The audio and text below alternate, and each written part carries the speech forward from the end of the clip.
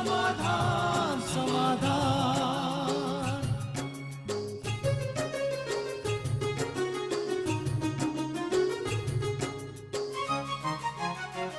समस्या से उभरना अगर चाहे इंसान, स्वयं के संग सर्व का वो दिल से करे सम्मान। कहता है ये समाधान समाधान समाधान। समस्या से उभरना अगर चाहे इंसान, स्वयं के संग सर्व का वो दिल से करे सम्मान। कहता है ये समाधान समाधान समाधान। समाधान समाधान समाधान।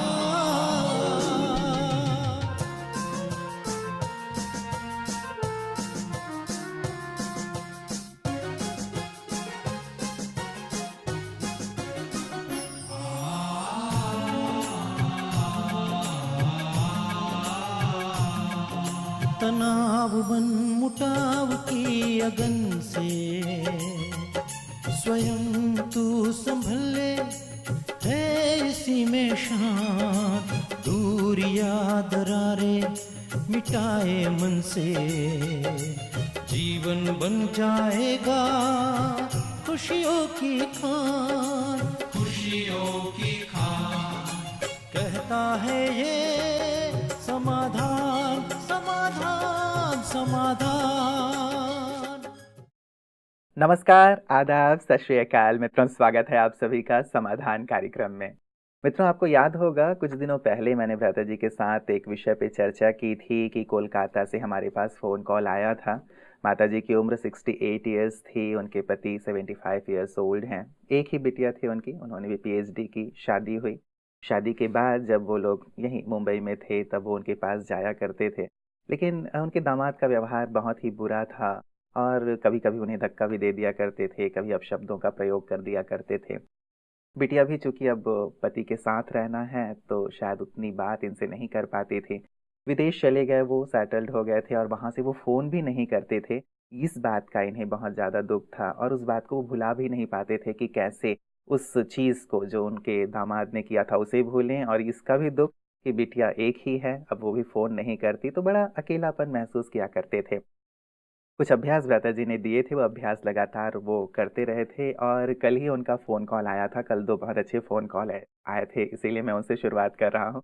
उन्होंने कहा कि मैं 2 मास उनके पास रह के आई हूँ। उन्होंने न केवल फ़ोन किया लेकिन बहुत प्यार से मुझे बुलाया और वहाँ रखा, और दामाद का व्यवहार भी, वो जो रिलेशनशिप है बहुत अच्छा हो गया है। मुझे बहुत अच्छा लगा ये अभ्यास करके और अब मैं माउंट आबू आना चाहती हूँ क्योंकि मुझे एक नया जीवन मिला है।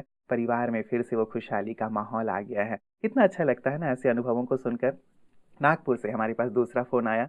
एक माताजी ने बताया कि उनकी बहू, उनकी तबीयत बहुत ज़्यादा ख़राब थी और उन्हें जब फ़ोन आया, ये विद्यालय से जुड़ी हुई हैं, कि बहुत तबीयत ख़राब है, आप आ जाएँ, बहुत दवा भी हो रही है लेकिन बहुत अच्छी नहीं हो पा रही है। डॉक्टर्स भी कह रहे हैं कि हम पूरी कोशिश कर रहे हैं लेकिन फिर भी पता नहीं क्या है कि एक्सपेक्टेड जो रिज़ल्ट है वो नहीं मिल पा रहा है। अब ये वहाँ गईं और इन्होंने कहा कि क्या आप मुझे 1 हफ्ते तक इसके पास बैठ कर के मेडिटेशन करने की इजाज़त देंगे? 1-1 घंटे के लिए, ज़्यादा नहीं। और डॉक्टर्स को क्या था, उन्होंने कहा भले आप प्रेयर करें, मेडिटेशन करें। 1 हफ्ते तक इन्होंने उनके पास बैठ कर के अच्छी मेडिटेशन की, प्रेयर की और 1 हफ्ते के बाद ही वो पूरी तरह से स्वस्थ होकर के अपने घर वापस आ गईं। क्या कहेंगे आप इसे? है ना, प्रार्थना में शक्ति, मेडिटेशन में पावर।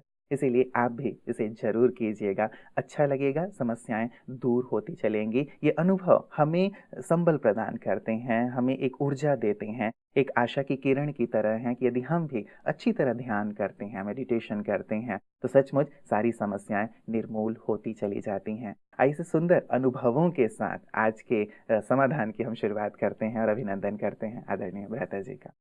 भ्राता जी, बहुत बहुत स्वागत और अभिनंदन है। Thank you. जब ऐसे अनुभव आते हैं भ्राता जी, व्यक्तिगत जिनसे हमारी बात हुई हो और वो खुश होकर के जब अपना अनुभव सुनाते हैं तो बड़ा अच्छा लगता है। बिल्कुल, स्पिरिचुअलिटी में सचमुच बहुत पावर है और यदि मनुष्य सच्चे दिल से और एकाग्रता के साथ ही प्रैक्टिस करे, विद फुल फेथ, जिसे भावना कहते हैं जी। तो हर समस्या हल हो जाती है। चलते फिरते भी लोग सुनाते रहते हैं, बस मिलने आए हैं। मैंने कहा बोलो भाई, मैं तो कहता हूँ अभी टाइम नहीं है, कि नहीं नहीं बस एक गुड न्यूज़ देनी है कि ये हमारी समस्या थी और ये बिल्कुल ठीक हो गई है। मैंने कहा फिर तो आपको कॉन्ग्रेचुलेशंस। तो ये सच है कि बहुतों की समस्याएं जी। इनसे ठीक हो रही हैं, बीमारियां भी ठीक हो रही हैं। तो स्पिरिचुअलिटी को अपने जीवन में एक मुख्य स्थान दे देना चाहिए। जी, जी, जी। ये पहला एसएमएस हमारे पास आया है, ये कहते हैं कि ऐसा हमने सुन रखा है कि भगवत गीता का जो रिस्पेक्ट नहीं करते हैं, उन्हें विद्या की कमी रह जाती है इस जन्म में। क्या इस टाइम में यदि हम अपनी विद्या सही करना चाहें, तो किया जा सकता है? और 35 वर्ष की अब उम्र हो गई है, अब मैं चाहती हूँ कि मैं विद्या से संपन्न बनूँ, क्योंकि विद्या की स्थिति मेरी कम है, मुझे ऐसा लगता है। कृपया मार्गदर्शन दें। भक्ति में ऐसी शायद कहावतें हैं ब्रदर जी कि किसी का अपमान किया भगवत गीता का या धर्मशास्त्रों का, तो शायद तुम्हारे पास ज्ञान नहीं रहेगा। क्योंकि ये धार्मिक ग्रंथ मनुष्य की श्रद्धा का एक विषय है, और इनके प्रति अश्रद्धा या कुछ गलत फीलिंग रखने से मैं समझता हूँ कि इफेक्ट आएगा जरूर, भले उसे पढ़ें या न पढ़ें। किसी चीज में हमारी मान्यता विश्वास हो या न हो, लेकिन उस चीज को सम्मान देना, इससे रिटर्न बहुत सुंदर होता है सूक्ष्म वाइब्रेशंस का। और गीता तो एक श्रेष्ठ ज्ञान की पुस्तिका है, भले लोग आज उसे पढ़ते नहीं हैं, और कई लोग ये भी सोचते हैं कि पता नहीं इसमें क्या है, बड़ी गूढ़ बातें हैं, अपनी समझ से परे की हैं। पढ़ना चाहिए, मैं तो बचपन से पढ़ता आता था और बहुत फायदे हुए जीवन में। अब इनकी आयु 35 साल हो गई है, एक लंबी आयु, और वो पीरियड जिसमें विद्या अर्जित की जाती है इन्होंने पार कर लिया है। फिर भी बुद्धि तो ऐसी चीज है, इसका विकास कभी भी हो सकता है। इसे अब सत्य ज्ञान को सम्मान देना चाहिए। मान लो श्रीमद् भगवत गीता न भी पढ़े तो हमारे यहाँ वही सत्य ज्ञान सहज भाषा में दिया जाता है, जिसको समझने में किसी को भी कोई कठिनाई नहीं होती। और राजयोग के बल से, क्योंकि ईश्वरीय ज्ञान से विवेक शक्ति बढ़ती है, और विवेक शक्ति माना बुद्धि की शक्ति, तो बुद्धि तो चमत्कारी हो ही जाती है। मैंने पहले भी कई बार सुनाया है, हमारे यहाँ कई लोग ऐसे आए हैं जो बहुत कम पढ़े लिखे और बड़े अच्छे कवि बन गए। ऐसे लोग आए हैं जो अच्छे लेखक बन गए, साहित्यकार बन गए। उनसे पूछो कितनी पढ़ाई है तो बहुत थोड़ी है, उनको भी लज्जा आती है। तो ईश्वरीय ज्ञान से यानी सत्य गीता ज्ञान से और योग अभ्यास से मनुष्य का बौद्धिक विकास होता है। क्योंकि बुद्धि सभी के पास बहुत अच्छी है, किसी की वो बुद्धि डेवलप हो पाती है, किसी की नहीं। तो ये भी अगर फिर से अपनी साधना करें और अभ्यास करें तो इनकी बुद्धि का अवश्य बहुत अच्छा विकास हो जाएगा। जी जी जी, चलिए हम कामना रखेंगे ब्रदर जी, क्योंकि हर एक ये सोचता तो है कि बिना बुद्धि के तो वैसे भी कहीं भी सफलता प्राप्त नहीं होती, तो उसकी बहुत ज़्यादा आवश्यकता होती है। अगला हमारे पास एसएमएस आया ब्रदर जी, ये कहते हैं ओम शांति सूर्य भाई जी, लगभग 3 साल से मेरे सिर में दर्द रहता है, जिससे मैं किसी भी काम में मन नहीं लगा पाता हूँ, किसी वर्क पे फोकस नहीं कर पाता हूँ सिर दर्द के कारण। इसका जो कारण है वो समझ में नहीं आ रहा है, क्योंकि डॉक्टर्स को भी ये पकड़ में नहीं आ रहा है। ध्यान बार बार सर दर्द की ओर ही मेरा चला जाता है, जिसके कारण मैं बहुत ज़्यादा परेशान रहता हूँ और कोई भी कार्य ढंग से नहीं कर पा रहा हूँ। तो कृपया उपाय बताएं कि क्या किया जा सकता है। ये बात समझ में नहीं आ रही है कि ये शारीरिक बीमारी है या विचारों से है, क्या है? देखिए, ये सिर दर्द ऐसी चीज है, इसके सैकड़ों कारण होते हैं और कभी कभी डॉक्टर की पकड़ में आता ही नहीं। शारीरिक कारण भी होता है, जन्म से ही कोई चीज चली आ रही हो इस शरीर में और उसका कोई विकसित रूप न हो जो डॉक्टरों की पकड़ में है। क्योंकि डॉक्टरों की तो पकड़ में वही आएगा ना, बाहर कुछ दिखाई दे रहा उसका लक्षण, कोई तकलीफ हो रही हो। लेकिन कहा यही जाता है कि सिर दर्द अपने में कोई बीमारी नहीं है, वो किसी बीमारी का लक्षण है, किसी बीमारी की अभिव्यक्ति है, उसका इफेक्ट हो रहा किसी चीज का। मान लो भोजन हजम अच्छा नहीं हुआ तो सिर भारी हो जाएगा, तो इंडाइजेशन का इफेक्ट होता है। बहुत थक गए, बहुत टेंशन हो गई तो भी हो जाएगा। अभी इनको ये बात भी जानने की आवश्यकता नहीं कि ये क्यों हो रहा है। मैं एक तो फिजिकल चीज पहले इन्हें बताना चाहता हूँ। मेरे अब तक के अनुभव हैं कि बहुत सिर दर्द वालों को ये करने से काफी फायदा हो गया है, और वो है अनुलोम विलोम प्राणायाम। यद्यपि लोगों ने प्राणायाम को भी योगा कह दिया है, प्राणायाम तो योग का एक हिस्सा है। देखिए, योग जो महर्षि पतंजलि ने प्रारंभ किया था उसके 8 अंग थे। हैं, उसमें से आसन और प्राणायाम पहले जी, ये जी। 2 हिस्से हैं। तो लेकिन ये प्राणायाम एक तैयारी करा देता है मानसिक रूप की, ताकि योग साधना में हमारा मन बहुत अच्छी तरह एकाग्र हो सके। तो एक तो इन्हें 10 मिनट रोज खाली पेट सवेरे या शाम अनुलोम विलोम प्राणायाम कर लेना चाहिए। इससे ब्रेन को ऑक्सीजन जाती है, और यदि ब्रेन की कोई चीज इसका कारण है तो वो ठीक हो जाएगा बिल्कुल। और दूसरा, पानी चार्ज करके पीना। अब दूसरी विधि है स्पिरिचुअल, जी। ये फिजिकल। स्पिरिचुअल में पानी चार्ज करके पीना और ब्रेन को 10 मिनट एनर्जी देना। मैं अपने दर्शकों के लिए फिर से दोनों चीजें स्पष्ट कर दूं, क्योंकि बहुत लोग पूछते हैं कैसे करें। तो पानी चार्ज करने का अर्थ है, पानी गिलास में लिया, उस पर दृष्टि डाली और 7 बार संकल्प किया, मैं मास्टर सर्वशक्तिवान हूँ या मैं परम पवित्र आत्मा हूँ। दोनों संकल्प बहुत सुंदर हैं। इससे पानी चार्ज हो जाता है, वो दवाई बन जाता है। और हमारी बॉडी में क्योंकि 70% से ज़्यादा पानी है, तो वो चार्ज वाटर उस पानी में मिलके सारे पानी को प्योरीफाई करता है और कई शारीरिक बीमारियां इससे ठीक हो जाती है। दूसरी चीज है ब्रेन को एनर्जी देना। इसकी सिंपल विधि है कि दोनों हाथ ऐसे रब करते हुए 2-3 बार याद कर लें, मैं मास्टर सर्वशक्तिवान हूँ। तो ये जो शक्तियों के वाइब्रेशंस हैं, ये हाथों से बाहर निकलने लगेंगे। चेक कर सकते हैं, ऐसे देख सकते हैं, बहुत अच्छा अट्रैक्शन वाइब्रेशंस दोनों हाथों में आ गए। अब ये ऐसे मल कर सिर पर लेफ्ट राइट हाथ रख लें, 1 मिनट आंखें बंद करें और संकल्प करें कि ये प्योर एनर्जी मेरे ब्रेन को बिल्कुल परफेक्ट कर रही है, नॉर्मल कर रही है। 1 मिनट रखें, ऐसा 10 बार कर लें, फिर तीसरी बार। तो इससे ब्रेन रियली बहुत अच्छा हो जाता है। जिनका बौद्धिक विकास नहीं हुआ उनका भी हो जाएगा। माताएं अपने बच्चों का कर सकती हैं, उनके ब्रेन की कई सुसुप्त शक्तियां जागृत हो जाएंगी इससे। और ब्रेन यदि परफेक्टली काम करने लगता है तो अनेक बीमारियां भी ठीक हो जाती हैं। तो इनसे इनका सिर दर्द निश्चित रूप से ठीक होगा। बिल्कुल, चलिए हमारी भी कामना रहेगी भ्राता जी, क्योंकि सिर दर्द में वैसे भी व्यक्ति को कुछ सूझता नहीं, वो थक जाता है, व्याकुल सा जी, रहता है, न उसकी खुशी रहती, न वो हंस पाता, नींद भी कभी अच्छी नहीं आ पाती। तो कुछ बीमारी न होकर भी ये भयानक बीमारी बन जाती है। बिल्कुल, बिल्कुल। चलिए, आपको भी जब इससे निजात मिल जाए तो ज़रूर खुशखबरी हम तक पहुँचाइएगा कि कैसे आप इससे मुक्त हुए, कितने दिन आपने अभ्यास किया। हमारी श्रेष्ठ कामना आपके साथ है कि जल्दी आप इससे मुक्त हो जाएँ। भ्राता जी, अगला हमारे पास एसएमएस है। ये कहते हैं कि मैं 21 साल की हूँ। मैं 2 मंथ से सेंटर जा रही हूँ। मैं स्टडी करना चाहती हूँ, लेकिन डॉक्टर्स ने मुझे स्टडी करने से मना किया है, क्योंकि मेरी आइज़ बहुत वीक हैं। मुझे सब कुछ हिलता हुआ दिखाई देता है। मेरी जो एक कान है वो भी डेड है। मुझे हमेशा ऐसा लगता है कि मुझे चक्कर आ रहा है। तो लेकिन मैं स्टडी करना चाहती हूँ, मुझे क्या करना चाहिए? डॉक्टर्स मना कर रहे हैं भ्राता जी। ऐसी सारी तकलीफें हैं। देखिए, पहले लाइफ है, लाइफ इज इम्पोर्टेंट। जी। स्टडी थोड़ी बाद में भी हो सकती है। अब ये 6 मास, ये 2-3 चीज जो मैंने पिछली केस में बताई सिर दर्द की में, इनकी भी ब्रेन की कोई चीज ठीक से काम नहीं कर रही है। आंखों को जो नर्व जा रही, किसी को सिकुड़ जाती है, किसी की डल हो जाती है, और एक कान भी डेड हो गया कान है को भ्राता भी जी। जो नर्व जा रही, जो ब्रेन से जोड़ रही हैं, वो भी ठीक से काम नहीं कर रही है। तो कभी कभी वो चीजें इतनी वीक होती हैं कि डॉक्टर उसका ऑपरेशन करने का वो नहीं लेते हैं जिम्मेदारी, क्योंकि कुछ भी डैमेज होने का खतरा बना रहता है। तो इनको एक तो पानी चार्ज करके पीना, अनुलोम विलोम प्राणायाम ये थोड़ा सा करें, ये देख लें कि इनको कोई कष्ट तो नहीं होता। भले 2 मिनट से प्रारंभ करें, धीरे धीरे उसको 3 मिनट बढ़ाएं, फिर 5 मिनट तक ले जाएं, और भले 4-5 मास में 10 मिनट तक रोज ले चलें। या ऐसा करें, 1-1 मिनट 3-4 बार कर लें सारे दिन में।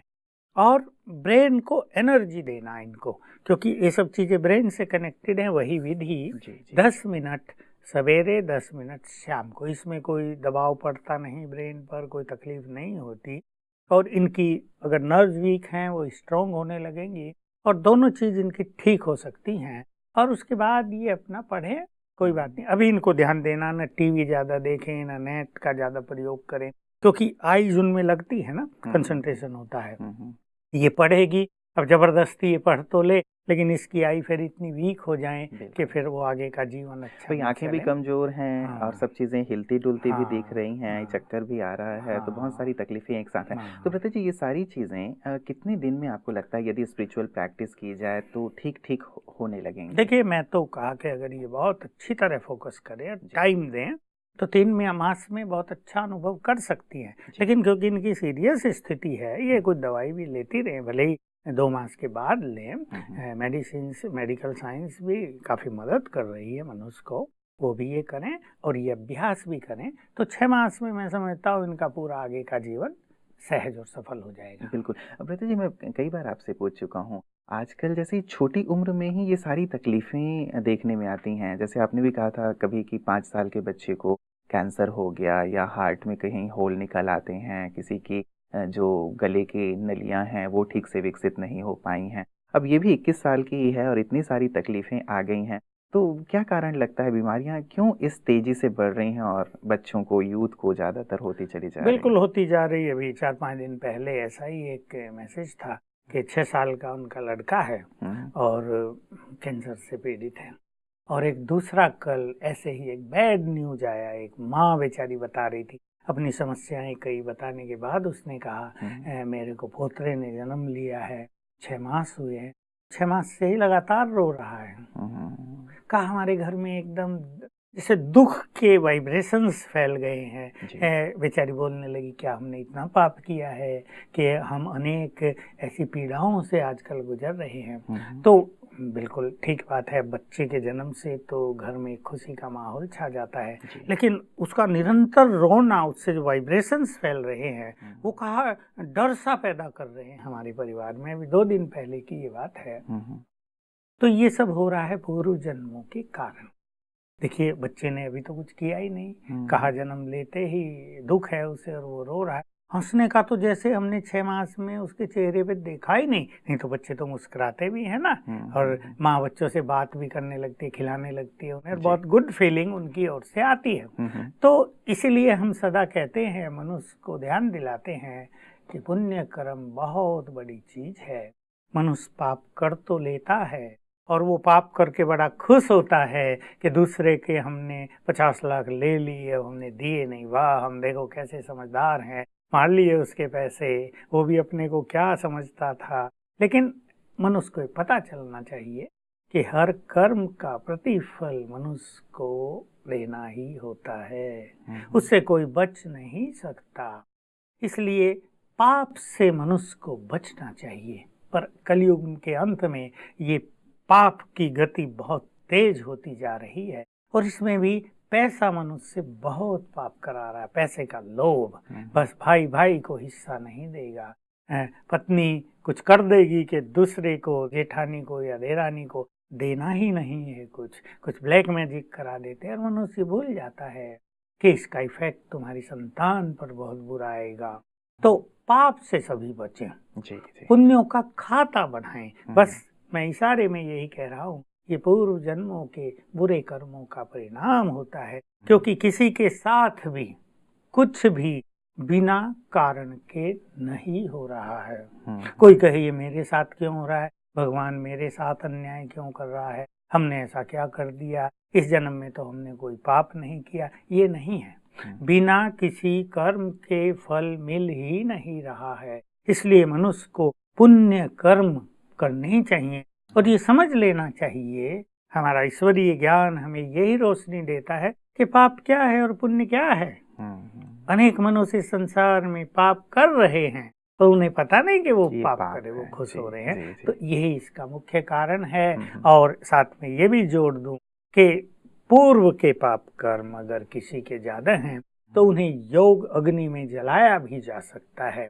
तो राजयोग एक ऐसी अग्नि भी है, योग को एक अग्नि भी कहा जाता है, जिसमें पास्ट के विकर्मों को नष्ट किया जा सकता है और तब मनुष्य अपने भविष्य को बड़ा उज्जवल बना सकता है। बिल्कुल। मतलब योग किया जाए और योग से हम अपने ये जो पाप कर्म हैं उन्हें नष्ट करें, यदि अब हम समझदार या बड़े हो गए हैं तो, और साथ ही पुण्य कर्म करें। तो प्रतीक जी, ये पुण्य कर्म वैसे मैं कई बार पूछ चुका हूँ, फिर भी मैं जानना चाहूँगा कि ये पुण्य कर्म हैं क्या? व्यक्ति क्या-क्या करे जो पुण्यों के कर्म के रूप में जाने जाते हैं या ये खाता हमारा जमा?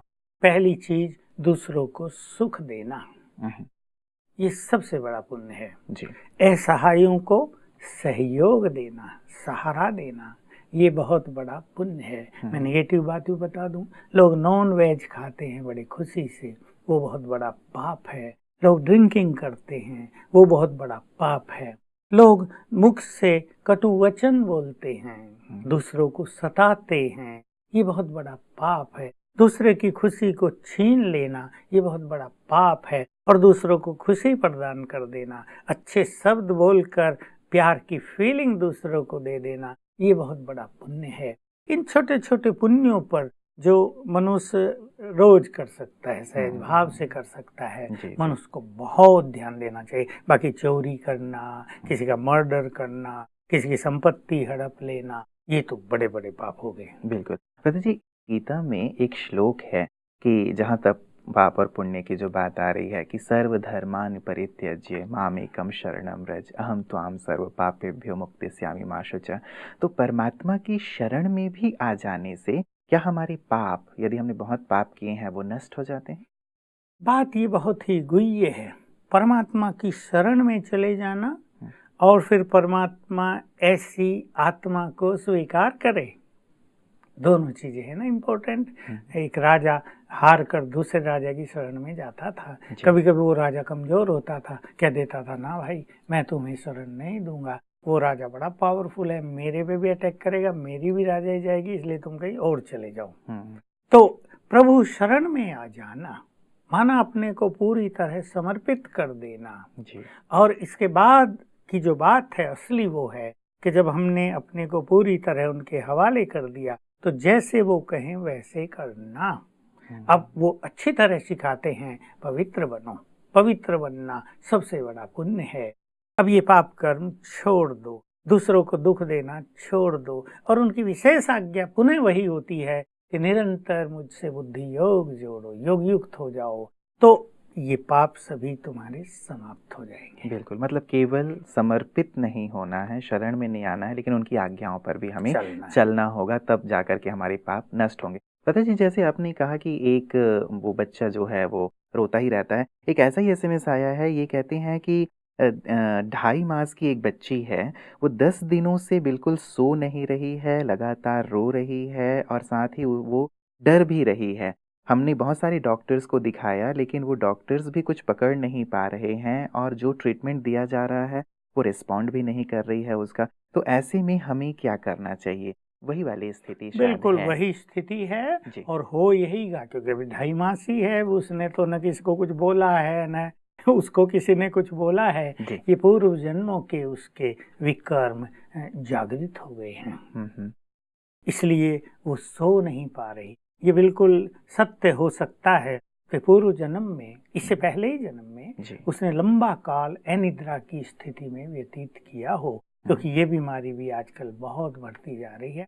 इसमें बस दूसरा व्यक्ति जो उसको मदद कर सकता है, उसकी माँ करे, दादी करे, जो भी उनके यहाँ राजयोग का अभ्यास करते हैं, उसके पास बैठकर, थोड़ा आसपास बैठकर 1 घंटा पावरफुल राजयोग का अभ्यास करें। इससे उसको गुड वाइब्रेशंस जाएंगे और उसके वो विकर्म नष्ट हो जाएंगे जो तत्काल विकर्म है, जो इफेक्ट करने लगे हैं उसको बहुत ज्यादा, और वो रिलैक्स होगा बच्चा। दूसरी चीज ये है कि उसके ब्रेन को एनर्जी दी जाए, क्योंकि ये जो विकर्म है ये आजकल मुख्य रूप से क्या काम कर रहे हैं, अभी बहुत अच्छे डॉक्टर इस बात को एक्सप्लेन भी कर सकते हैं कैसे, कि ब्रेन को ज्यादा हाइपर एक्टिव कर दिया है उन्होंने। अब ब्रेन उनका शांत ही नहीं हो रहा है बच्चे का। ब्रेन जब तक शांत नहीं होगा तो बच्चा रिलैक्स होगा नहीं और वो सो नहीं पाएगा। तो उसका ब्रेन जो हाइपर एक्टिव हो गया है उसको एनर्जी देनी चाहिए, चाहे सिर पर हाथ रख के, चाहे थोड़ा पास में हाथ रख के। कोई भी अच्छा राजयोगी ये काम करे तो उसका ब्रेन जल्द ही नॉर्मल और शांत हो सकता है और बच्चा सो जाएगा। बिल्कुल। प्रतीक जी, कई बार लोग ये कहते हैं कि किसी की नजर लग गई है बच्चे को, क्या ऐसे नजर लगने वाली भी बात होती है? बच्चों को ये बहुत होता है और ये तो एक बड़ी कॉमन और वेल नोन बात है कि बच्चों को नजर बहुत ज्यादा लगती है। और ये तो उसके माँ बाप या दादी भी जानते हैं। जी। अगर ऐसा हो तो बच्चे की नज़र भी उतार देनी चाहिए। हम्म। अगर कुछ उसका ही प्रभाव है तो जल्दी ठीक हो जाएगा। बिल्कुल। एक बार ब्रता जी हमारे पड़ोस में जब मैं छोटा था तो हमारी पड़ोस में ही एक छोटा-सा बच्चा हुआ, तो वो बच्चा भी लगातार रोता रहता था। तो किसी ने सजेस्ट किया उनके पेरेंट्स को कि शायद आपने अपने कुल देवता की ठीक से पूजा नहीं की है। उसकी पहले पूजा करो, वो शायद रुष्ट हो गए हैं इसलिए बच्चा लगातार रोता, वो भी लगातार 2-3 महीने तक रोता, दिन-रात रोता था। तो उन्होंने अपने कुल देवता की पूजा अर्चना की तो वो बच्चा शांत हुआ। तो ये बात समझ में नहीं आई कि ये क्या होता है? हर जगह एक कुल देवी या कुल देवता होते ही हैं। जी। जैसे गुजरात का इधर हमारी ओर अंबाजी है, और भी एक दो देवी देवता जहाँ तहाँ रहते हैं। नॉर्थ की भी दुर्गा देवी हिमालय में सहारनपुर के ऊपर माँ शाकुंभरी देवी रहती है। ऐसे ही भिन्न भिन्न क्षेत्रों में जिनको लोग कुल देव या कुल देवी कहते हैं वो रहते ही हैं। और क्योंकि एक भावनात्मक रूप से मनुष्य उनसे जुड़ा रहता है। मैंने जैसे कहा कि ये सब कारण मूल रूप में तो मनुष्य के विकर्म का प्रभाव ही होते हैं, पर उनका प्रत्यक्ष इफेक्ट ये भी हो जाता है बच्चों पर। इसलिए ऐसे में पंडित जो भी राय दें अपने कुलदेव या देवी को भी उस तरह प्रसन्न कर लेने से कई बार गुड रिजल्ट सामने आते हैं। मतलब ये भी किया जा सकता है, राजयोग का अभ्यास भी करें और यदि ऐसा लगता है तो ये कर सकते हैं। दादाजी अगला हमारे पास एसएमएस आया, ये कहते हैं ओम शांति भाई जी, हम यह पूछना चाहते हैं जब हमारा माइंड किसी टेंशन से डिस्टर्ब हो तो उसे शांत करने के लिए क्या करना चाहिए? लगता है कि सबके माइंड कहीं ना कहीं टेंशन में उलझ ही जाते हैं। किसी का स्टडी का टेंशन तो किसी को एग्जाम का टेंशन, किसी को जॉब नहीं जॉब मिल का रहा तो है, किसी को अफेयर का, वो ज्यादा समस्या चलती जा रही है जी। आजकल। और जॉब का भी टेंशन बहुत ज्यादा हो रहा है। तो जिस तरह के संकल्प मनुष्य को टेंस कर रहे हों, वहाँ अपने संकल्पों को ठीक करें। क्योंकि उस टाइम कोई ना कोई नेगेटिव संकल्प, कोई डर का संकल्प, कोई ऐसा संकल्प के पता नहीं क्या होगा, कोई भावनात्मक संकल्प मनुष्य को इफेक्ट करता रहता है और वो टेंस करता रहता है। इसलिए ईश्वरीय ज्ञान और योग में हमें एक ऐसा सुंदर ज्ञान मिला है कि हम अपने को अनेक जगह रिलैक्स कर लेते हैं। मान लो एग्जाम ही है और हम ये मान लेते हैं कि बच्चा कमजोर है, उसको टेंशन हो रहा है, अब कमजोर है, पता नहीं कैसे क्वेश्चंस आएंगे, पता नहीं क्या होगा, ये सोचना उसके लिए बिल्कुल स्वाभाविक है। तो अपने विचारों को यहाँ चेंज करें कि भाई चलो जैसे भी क्वेश्चंस आएंगे मैं जितना भी उनका आंसर लिख पाऊंगा उतना लिखूंगा। अब जैसी मेरी तैयारी है, जैसी मेरी विवेक शक्ति है, okay I will do my best, और जो भगवान की इच्छा होगी मिल जाएगी। तो अपने को थोड़ा लाइट कर दें, तो इस तरह से टेंशन समाप्त हो जाएगी। जॉब की टेंशन है तो हम उसमें कई विधियां बताते हैं। बहुत आत्मविश्वास के साथ भगवान में भरोसा रखते हुए और ये संकल्प करते हुए कि मेरा फ्यूचर बहुत अच्छा है, ऐसे योग अभ्यास कर लें तो जॉब भी मिल जाएगी, टेंशन भी समाप्त हो जाएगी। रही बात है फेयर की, ये तो कहीं किसी का किससे जुड़ जाता है और उसमें कहीं ना कहीं टकराव चलता ही रहता है, क्योंकि युवक भावनात्मक रूप से जुड़ते हैं और एक दूसरे से जल्दी हर्ट होते हैं। उसने उसकी बात नहीं सुनी, उसकी एक्सपेक्टेशंस पूरी नहीं की, बस चलो हटो, और फिर ये डिस्टर्बेंस ज़्यादा होता है। तो इन चीज़ों को ज्ञान के बल से लाइट कर देना और अपने को बहुत लाइट रखना, यही इस तरह की टेंशन का तुरंत समाधान होता है। जी जी जी, चलिए भ्राता जी, हमारी तो कामना रहेगी कि सभी तनावों से मुक्त रहें और सबका जीवन आनंद और खुशहाली से भरा हो, क्योंकि तनाव में भी व्यक्ति सही निर्णय नहीं कर पाता, और वो भी सिर दर्द की जैसे हम बात कर रहे थे तो कई बार ये सिर दर्द भी हो जाता है। चलिए, आज के सुंदर प्रकाश के लिए भ्राता जी आपका बहुत बहुत शुक्रिया। मित्रों, किसी ने कहा है कि कलयुग के लिए या आज के दौर के लिए कहा है कि तनाव से हो गई है दोस्ती इस कदर कि तनाव हो जाता है तनाव ना होने पर। तो एक कॉमन सी चीज़ हो गई है कि तनाव हमारे साथ जुड़ सी गई है, लेकिन ये एक सामान्य स्थिति नहीं है। हम सब चाहते हैं कि मन हमारा शांत हो, मन हमारा आनंदित हो, हम एकाग्र चित्त रहें और जो भी कार्य करें उसका संपूर्ण रूप से आनंद लें। और ये छोटी छोटी बातें जब आती हैं तो तनाव की स्थिति तब पैदा हो जाती है जब मन थोड़ा सा कमज़ोर होता है। जो व्यक्ति शक्तिशाली होता है उसे छोटी छोटी बातें बिल्कुल लगती ही नहीं। जैसे कहते हैं ना कि यदि हाथी बाजार में चल रहा हो तो वो इधर उधर की चीज़ों पे ध्यान ही नहीं देता। योग, राजयोग हमें हाथी बना देता है, अर्थात बहुत शक्तिशाली बना देता है, जो छोटी-छोटी बातों की ओर हम ध्यान भी नहीं देते, आ जाती हैं, आती हैं और चली जाती हैं। और किसी ने टेंशन के लिए ये भी कहा है कि टेंशन उसे हो जिसके टेंशन हो। हमारे तो टेंशन है नहीं ना, अर्थात 10 पुत्र जिसके हों उसे समस्या हो इस महँगाई के ज़माने में, हमारे तो ऐसे हैं नहीं। तो बातों को बहुत हल्का कीजिए और हल्केपन में ही बातों को लेते हुए आगे बढ़िए। राजयोग का अभ्यास आपको इसमें बहुत मदद करेगा और जैसे मैंने शुरुआत की थी मित्रों, जैसे-जैसे सुंदर अनुभव आपके पास आते जाते हैं, तो सच मानिए जैसे आपको अच्छे अनुभव होते हैं और अनुभव हम तक पहुँचते हैं, तो हमें भी बेहद खुशी होती है। इसीलिए जो सुंदर अनुभव योग करने के बाद आप लोगों को हो रहे हों, वो अनुभव हम तक ज़रूर पहुँचाइएगा, ताकि आपके अनुभवों को हम अन्य आपके भाई-बहनों तक पहुँचाएँ, ताकि उनका भी उमंग, उत्साह बढ़े। तो अपना ख्याल रखिएगा। कल पुनः आपसे मुलाकात होगी। नमस्कार। धैर्य और दृढ़ मनोबल से कर दे तू पल भर में मुश्किलें आसान, कतनी समकरनी के पावन जल से स्वर्ग बन जाएगा सारा ये जहान, सारा ये जहान। कहता है ये समाधान समाधान समाधान।